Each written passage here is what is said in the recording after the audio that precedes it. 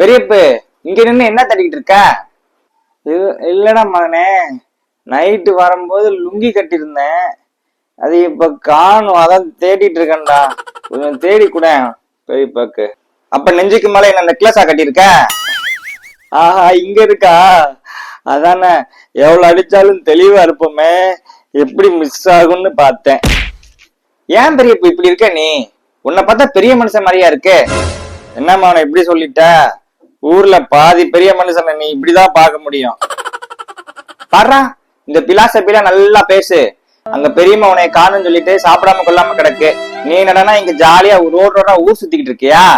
சரியா சொன்னமானே, நான் காண்டி இன்னைக்கு வீட்டுக்கு போயிருந்தேன், என்ன கொலை பண்ணிருப்பா. அவளாவது சாப்பிடாம இருக்கிறதாவது.